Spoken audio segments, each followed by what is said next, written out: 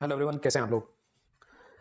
Class 12 के बच्चों के लिए most awaited exam, most awaited आपका CUET 2024 फॉर्म फिल करने का आप लोगों का पोर्टल ओपन हो चुका है। आज की एक छोटी सी क्लास में मैं आप लोगों को ये बताऊंगा कि आपको CUET 2024 का जो CUET फॉर्म है एग्जामिनेशन के लिए वो कैसे फिल करना है। तो पूरी क्लास आप लास्ट तक देखिएगा बिल्कुल ध्यान से और अपने पास कुछ पॉइंट आप नोट करिएगा। तो फ्रेंड्स, मेरा नाम है सुमित ग्रोवर और मैं CUET class 11th and 12th CBSE ICSE board पढ़ाता हूं और आप लोगों को टाइम टाइम पर गाइड करने के लिए कुछ बोर्ड एग्जाम से रिलेटेड, कुछ CUET से रिलेटेड कुछ क्लासेस भी ऑनलाइन लेकर मैं आपके लिए आता रहता हूं। तो जैसे कि CUET आप सब जानते हैं कि अब क्लास 12th के बाद ये एक ऐसा एग्जाम हो गया कि जैसे 11th के बाद 12th करना जरूरी सा हो गया है, ऐसे ही अब क्लास 12th के बाद CUET करना भी लगभग एक जरूरी काम हो गया है। CUET का मतलब है कॉमन यूनिवर्सिटी एंट्रेंस टेस्ट। इस एग्जाम को देकर अंडर ग्रेजुएट कोर्सेज में यानी कि BCom, BBA, BSc इन सब कोर्सेज में आप central university, state university and deemed university, private universities में एडमिशन लेते हैं। जो बच्चे बिल्कुल नए हैं, उन्हें जिसको कुछ नहीं पता है अभी CUET के बारे में और वो CUET का फॉर्म फिल करने जा रहे हैं, तो मुझे ऐसा लगता है कि उन बच्चों के लिए कहीं ना कहीं गलती करने के चांसेस ज्यादा हो जाते हैं। क्योंकि अभी तक जो बच्चा क्लास 12th में है उसने अपने आप से कोई भी फॉर्म नहीं भरा किसी भी एग्जाम का। क्लास 10th का फॉर्म स्कूल ने भरा, 12th का फॉर्म स्कूल ने भरा और कोई एग्जाम उसने अभी तक दिया ही नहीं होता। तो चलिए, मैं आपको सबसे पहले कुछ ऐसी बातें बताना जा रहा हूं जो कि आपको यूजुअली सुनने में नहीं मिलेंगी। ठीक, क्योंकि मैं डेली बच्चों के साथ इंटरेक्ट करता हूं, मुझे दिखता है कि बच्चे बहुत सारी गलतियां करते हैं। सबसे पहले क्या होगा कि जब आप CUET का फॉर्म फिल करने जाएंगे तो मुझे मालूम है 99% बच्चे गूगल पे सीधा सर्च करेंगे CUET 2024। करना भी यही चाहिए, मैं भी यही करूंगा। तो जब आप गूगल पे सर्च करेंगे तो बिल्कुल सही बात है, आप यही सर्च करेंगे जो मैंने यहाँ पर सर्च करा, CUET 2024 रजिस्ट्रेशन या एग्जाम फॉर्म, कुछ ऐसा। तो आपको एक बात बहुत ध्यान रखनी है कि यहाँ पर आपको सीधा, यहाँ जब आप इस पेज पर आएंगे तो पहले PG CUET मिलेगा। ठीक है, इसमें आपको ध्यान नहीं देना है। फिर आपको आगे बढ़कर एक वेबसाइट का लिंक आपको मिलेगा CUETSamarth.co.in। यहां भी आपको नहीं जाना, आपको जाना है CUET.samarth.ac.in। .co.in ये कोई वेबसाइट, ऑफिशियल वेबसाइट नहीं है। ऑफिशियल वेबसाइट है CUET.samarth.ac.in। जो भी आपको इंफॉर्मेशन चाहिए इधर उधर की किसी वेबसाइट पे मत दौड़िएगा, केवल इसी वेबसाइट पे आप जाइएगा।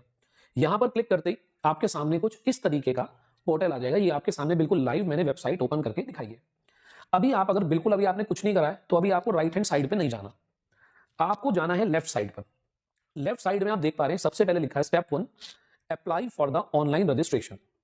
जब आप इसके ऊपर क्लिक करते, जब आप इसके ऊपर यहां क्लिक करते अप्लाई फॉर ऑनलाइन के लिए, तो यहां नीचे आता है न्यू कैंडिडेट रजिस्टर्ड हियर। अभी आप न्यू कैंडिडेट हैं, आपने कोई भी अभी तक फॉर्म नहीं फिल करा है, यहां कुछ नहीं है आपके पास, तो आप यहां पर क्लिक करेंगे। करेक्ट, यहां पर क्लिक करते ही सेकंड पेज आपके सामने आ जाएगा। अब यहां पर है डाउनलोड इंफॉर्मेशन बुलेटिन। सबसे पहले कि अगर आपको CUET के बारे में कुछ और इंफॉर्मेशन चाहिए तो यहां आप क्लिक करेंगे, एक PDF डाउनलोड हो जाएगी, वहां से आप जो भी चाहें वो आप पढ़ सकते हैं। उसके बाद नेक्स्ट आते हैं, यहां पर दे रखा है फी स्ट्रक्चर। तो फी स्ट्रक्चर अगर आप जनरल कैटेगरी में है तो आपको 1000 रुपीज 3 सब्जेक्ट्स के देने हैं और 400 रुपीज अगर आपने एक ऑप्शनल सब्जेक्ट लिया है तो उसके भी देने हैं। इसके लिए एक दूसरी वीडियो मैं आपको दूंगा। अभी अभी मैं सब्जेक्ट सिलेक्शन की वीडियो नहीं दे रहा हूं आपको, आज मैं केवल आपको फॉर्म फिल करना सिखा रहा हूं दूसरी वीडियो में, और साथ ही में इस वीडियो में थोड़ा इंट्रो आपको मैं दे दूंगा। ठीक, कि आप अपने सब्जेक्ट को कैसे फिल करें, ठीक, सब्जेक्ट आपको कैसे कैसे ऑप्ट करने हैं।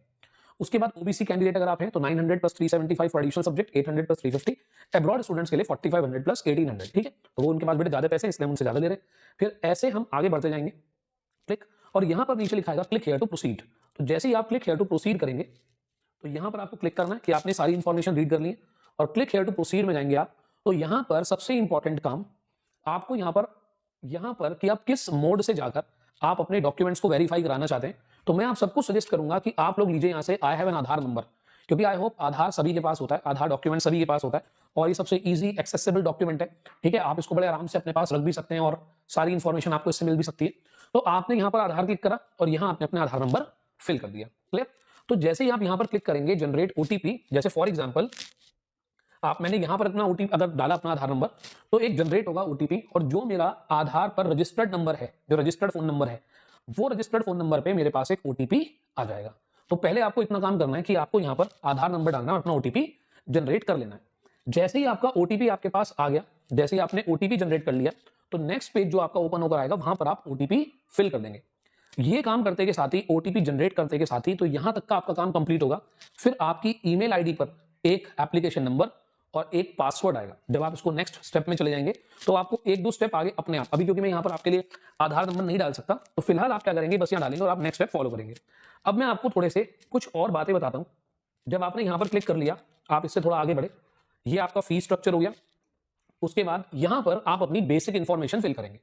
तो जैसे कि आपका नाम, ये सब चीजें ये ऑलरेडी अपने आधार से पिक कर लेगा, अपने आप ऑटोमेटिक। जैसे ही आपने आधार डाला, आपका नेम, आपकी डीओबी, ये इसने क्या कर ली, आधार से अपने आप पिक कर ली। बाकी इंफॉर्मेशन आप लोग खुद फिल करेंगे, आप आराम से फिल कर सकते हैं। बेसिक बेसिक इंफॉर्मेशन है। मेरी एक सिंपल सी सजेशन है आप सभी लोगों के लिए कि जो भी बच्चे फिल कर रहे हैं रजिस्ट्रेशन फॉर्म, वो अपने साथ कुछ डॉक्यूमेंट्स जरूर लेकर बैठे। ध्यान से बिल्कुल मेरी बात समझिएगा। आप लोग अपने साथ सबसे पहले अपना आधार अपने साथ जरूर रखिए। नंबर 2, आपका मोबाइल फोन आपके साथ होना चाहिए, और मोबाइल फोन का जो नंबर है वो आधार के साथ कनेक्टेड होना चाहिए, यानी कि आधार में आपने जो नंबर दे रखा है वही नंबर यहां पर होना चाहिए। तीसरी चीज, आप अपनी फोटो को स्कैन कर लीजिएगा। फोटो स्कैन 200 KB, इससे कम होनी चाहिए। लेकिन जब हमने ट्रायल बेसिस पे एक फॉर्म भरा तो हम इसको रिड्यूस कर करके अप्रोक्सीमेटली 100 KB के आसपास लेकर आए, तो जाके ये फिल हुआ। आपको प्ले स्टोर वगैरह से ऐसे बहुत सारे ऐप मिल जाएंगे जो आपकी फोटो को रिड्यूस कर देंगे। आप सब इतने टैक्स से भी यहाँ कर सकते हैं।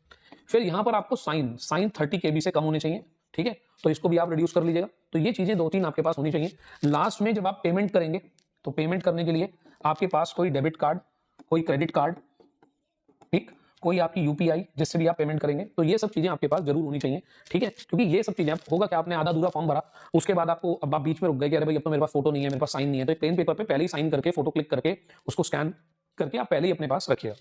और मेरी आप सबको एडवाइस है कि अधिकतर बच्चे ना कई बार सोचते हैं कि हम मोबाइल फोन से ही फटाफट भर लेंगे, हम तो मोबाइल पे सब कुछ कर लेते हैं। कोशिश कीजिएगा कि कोई भी चीज, कोई भी फॉर्म अभी भी और आने वाले एग्जाम्स में भी, कभी भी पूरी लाइफ में हमेशा डेस्कटॉप या लैपटॉप पे बैठ के आप अपना फॉर्म फिल करिए, वरना आपसे कोई ना कोई गलती जरूर होगी। जब आप अपनी इंफॉर्मेशन फिल कर देंगे तो वहां आपसे सब्जेक्ट मांगे जाएंगे। अब मैं थोड़ी सी बात आपको सब्जेक्ट की बता देता हूं। मैं आपको एग्जाम्पल दे रहा हूं कॉमर्स का। एग्जाम्पल के लिए अगर मैं कॉमर्स की बात करूं, सपोज करिए कि एक बच्चे को बीकॉम करना है, बीकॉम ऑनर्स करना है फॉर एग्जाम्पल उसको, ठीक है। तो बीकॉम ऑनर्स के लिए सबसे पहले वो जिस भी यूनिवर्सिटी से बीकॉम करना चाहता है, ठीक है, उसे बेटा यूनिवर्सिटी की वेबसाइट पे चेक कर लेना है, या आप जब सीयूटी समर्थ की वेबसाइट पे जाएंगे उसके थ्रू भी आप यूनिवर्सिटी चेक कर सकते हैं। क्या चेक करना है कि भाई बीकॉम के लिए मुझे सीयूटी में कौन कौन से सब्जेक्ट ऑप्ट करने हैं। मेरी बात ध्यान से सुनिएगा। सबसे पहला एक सेगमेंट होता है जहां पर आपको लैंग्वेज ऑप्ट करनी होती है, ठीक, हिंदी, इंग्लिश या कोई भी लैंग्वेज, ठीक, वन लैंग्वेज। उसके बाद आपको सेकंड सेगमेंट में से आपको एक सब्जेक्ट और लेना होता है। तो अगर मैं बीकॉम ऑनर्स की ही बात करूं तो बीकॉम ऑनर्स में आप मैथ्स भी ले सकते हैं, आप अप्लाइड मैथ्स भी ले सकते हैं, आप बुक कीपिंग या अकाउंटिंग भी ले सकते हैं। 4 ऑप्शंस वहां पर है, और उन 4 ऑप्शंस में से आप कोई सा भी ले सकते हैं। तो मान लीजिए एक बच्चे ने यहां पर इंग्लिश ले लिया और यहां पर उसने सेकंड नंबर पे अकाउंटेंसी ले लिया। थर्ड सेगमेंट में अब उसे 2 सब्जेक्ट और लेने हैं, करेक्ट, थर्ड सब्जेक्ट अब उसे 2 सब्जेक्ट और ऑप्ट करने हैं। तो अगर बीकॉम ऑनर्स को कर रहा है तो उसके कोर सब्जेक्ट इको ले सकता है, वो बीएसटी ले सकता है, और भी ले सकता है जो भी अगर वो उसके पास थे 12th में। इस बात का ध्यान रखिएगा, ये मत सोचिएगा कि मेरे पास 12th में फिजिक्स नहीं था तो मैं फिजिक्स ले सकता हूँ, लिखा हो तो आएगा ले लेता हूँ। ये बेसिक एलिजिबिलिटी क्राइटेरिया है कि आप जो भी सब्जेक्ट आपके पास 12th में था आप वही ऑप्ट करिएगा। अगर आपके पास बिजनेस स्टडीज था तो ऑप्ट करिएगा, नहीं था मत करिएगा। इकोनॉमिक्स था तो ऑप्ट करिएगा, नहीं था तो मत ऑप्ट करिएगा। तो कुल मिलाकर कितने सब्जेक्ट हो गए? 4 सब्जेक्ट। 3 सब्जेक्ट ऑप्ट करने पर हमें 1000 रुपये फीस देनी है, एक सब्जेक्ट एक्स्ट्रा करने पर हमें 400 रुपये और देने हैं, तो यानी कि 1400 रुपये का तो आपका बिल बनना ही बनना है। उसके बाद मैक्सिमम सब्जेक्ट, अब की बार आप केवल 6 सब्जेक्ट फिल कर सकते हैं मैक्सिमम। तो जब आप सब्जेक्ट फिल करने पे आए तो इस बात का ध्यान रखिएगा कि सब्जेक्ट आपको कैसे फिल करने हैं। उसके बाद जब आप सब्जेक्ट फिल कर लेंगे, अपने सब्जेक्ट फिल करने के बाद आपका एक ऐसा पेज ओपन होकर आएगा जहां पर वो आपसे पूछेगा कि भाई आपको कौन सी स्टेट में कौन सी आपको सिटी आप प्रायोरिटी बेसिस पर रख रहे हैं। तो यूजुअली जो आपकी फर्स्ट सिटी आप जो प्रायोरिटी में रखते हैं अपना होम टाउन होता है, होम टाउन आप ले सकते हैं। फिर उसके बाद जो आपके आसपास के एरिया हैं वो आप अपनी समझदारी से रख सकते हैं, ठीक है। चारों में एक ही भरने की जरूरत नहीं है, चारों में एक भर के आप अपना नुकसान कर रहे हैं, ठीक है। तो आप चारों में एक नहीं भरेंगे, आप चारों में अलग अलग जो है सिटीज हैं अपने आसपास की आप भर सकते हैं। तो यहाँ आपने सब्जेक्ट सिलेक्शन कर लिया, ये काम कर लिया, सब्जेक्ट सिलेक्शन आपका हो गया, आपने अपना सेंटर सेलेक्ट कर लिया, सिटी सेलेक्ट कर ली। उसके बाद मेन काम जहां आप फंस सकते हैं, जब मैं अपने एक स्टूडेंट को फॉर्म फिल करवा रहा था तो जहां हम फंस गए थोड़ी देर के लिए 10-15 मिनट के लिए, वो ये पेज था। इस पेज पर जाते ही जैसे हम यहाँ पर फाइल चूज कर रहे हैं तो वो जेपीजी फॉर्मेट में उसको मांग रहा है, और यहाँ लिखा है मैक्सिमम साइज 200 KB है। तो हमने जो फाइल ओपन करी, जो फाइल उसके अंदर अपलोड करी वो 200 KB से कम की थी, लेकिन वो अपलोड नहीं हुई, वो 170 KB के आसपास की थी, तब भी वो जो है अपलोड नहीं हुई। फिर हमने उसको और रिड्यूस करा और उसको कंप्रेस करा, तब जाके जब वो 100 के आसपास आ गई तो वो अपलोड हो गई। अब मैं ये नहीं कह रहा कि जरूरी नहीं है कि हमारे साथ हो सकता है बाई चांस ऐसा हुआ, लेकिन फिर भी आप मेंटली प्रिपेयर रहिएगा कि अगर मान लीजिए आप 200 KB से कम की फाइल 170-180 KB की फाइल आप अपलोड करते हैं और वो नहीं होती बाई चांस अपलोड, तो उसको थोड़ा और रिड्यूस कर लीजिएगा। घबराइएगा मत, या ये मत सोचिएगा कि वेबसाइट सही काम नहीं कर रही, वेबसाइट सही काम कर रही है, कई बार हो जाता है, तो वो छोटी फाइल आप उसको अपलोड कर सकते हैं।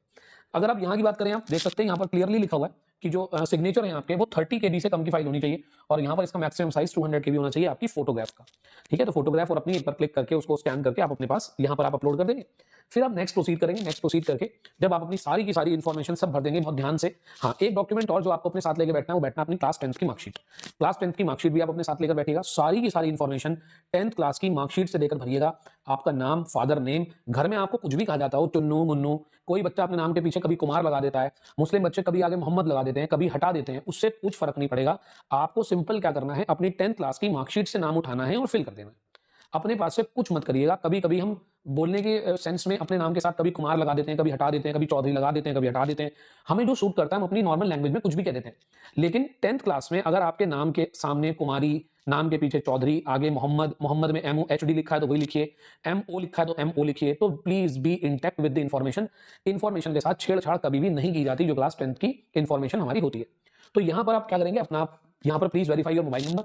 आप मोबाइल नंबर यहाँ पर अपना क्लिक करेंगे तो आपका मोबाइल नंबर फिल करने के स्पेस आएगा, वहां पर आप वो फिल करिएगा और आपके पास एक OTP आएगा। वो OTP आप वहां पर फिल कर देंगे और आपका जो एग्जामिनेशन फॉर्म है वो पूरी तरीके से फिल हो जाएगा। ठीक, उसका एक PDF जनरेट होगा, डाउनलोड का लिंक आएगा, उस PDF को जनरेट करिएगा और उसे अपने पास रख लीजिएगा। एक छोटी सी मेरी सिंपल सी एडवाइस, आपको जरूरत पड़ेगी एडमिट कार्ड की और वो आपको जरूरत पड़ेगी इन दी मंथ ऑफ मे, जब एग्जाम होगा। सेकेंड वीक में इसके एडमिट कार्ड आएंगे।